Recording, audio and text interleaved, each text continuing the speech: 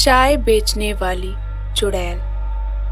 एक बार की बात है, मोनी अपने पति मुकेश के साथ खुशी खुशी एक गांव में रहती थी। दोनों की शादी को कुछ ही वक्त हुआ था कि मुकेश को उसकी नौकरी से निकाल दिया जाता है। इस बात से मोनी बहुत दुखी और परेशान हो जाती है। मुकेश कई दिनों तक नौकरी की तलाश में इधर उधर भटकता रहा, पर उसे किसी ने नौकरी पर नहीं रखा। समय बीता और अब दोनों के पास खाने पीने के लिए भी पैसे नहीं थे। इन सब से परेशान होकर मोनी मुकेश पर बहुत चीखती चिल्लाती थी और दोनों के बीच हमेशा झगड़े होते रहते थे। एक दिन मोनी ने मुकेश से कहा, मुकेश, मुझे पता है हमारी हालत बहुत खराब है, तो क्यों ना हम चाय की टपरी खोल लें। इससे हमारा घर भी चलेगा जब तक तुम्हें दूसरी नौकरी नहीं मिल जाती।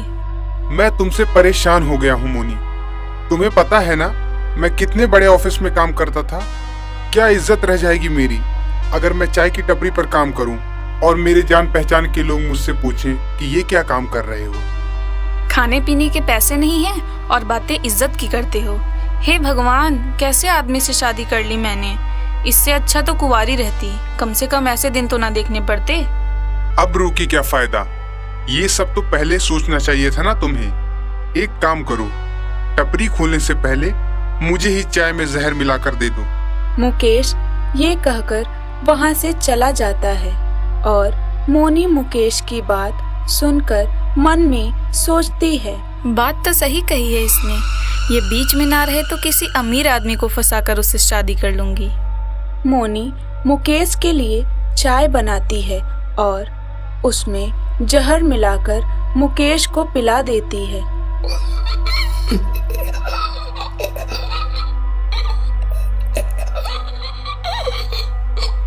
मुकेश कुछ ही देर में अपना दम तोड़ देता है। अब मेरे रास्ते में कोई भी नहीं है। अब तो मैं जो मन वो कर सकती हूँ। मोनी की ये बात पड़ोसी खिड़की से सुन लेता है, जो वहीं से गुजर रहा होता है। पड़ोसी जल्दी से सारे गांव वालों को मोनी के बारे में बता देता है और सारे गांव वाले हाथ में मशाल लेकर मोनी के घर पहुंचकर मोनी को चुड़ैल करार करके जलाकर मार डालते हैं। अब मैं अपना बदला सबसे जरूर लूंगी और एक एक को चुन कर मारूंगी। मरने के बाद मोनी एक चुड़ैल बन जाती है और अपना भेष बदलकर एक चाय की टपरी खोलती है।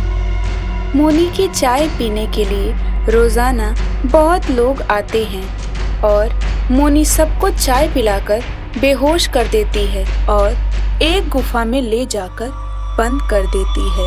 ऐसे ही गांव में से कई लोग रोजाना गायब होते गए, जिसकी खबर गांव से पुलिस के पास पहुंची।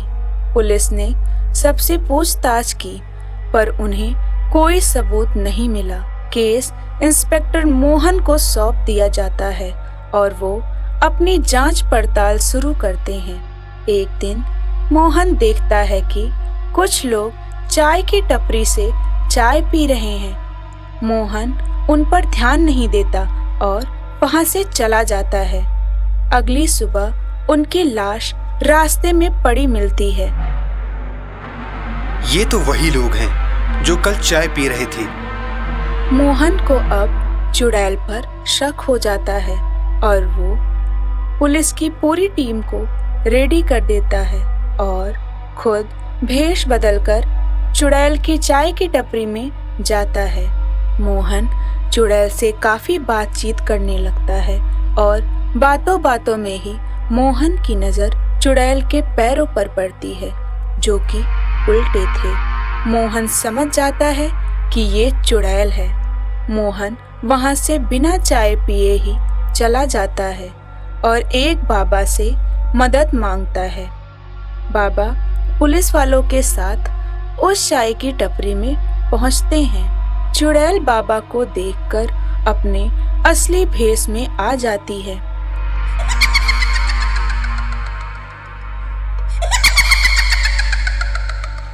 बाबा मंत्र पढ़ना शुरू करते हैं और पुलिस चुड़ैल को घेर लेती है।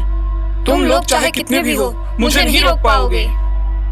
चुड़ैल एक एक करके सारे लोगों को मारना शुरू करती है।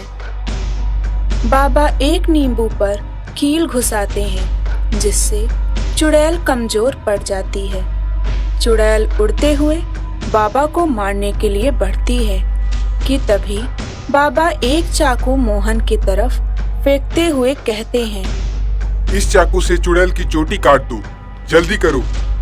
चुड़ैल बाबा पर हावी होकर बाबा के गले को दबाने लगती है।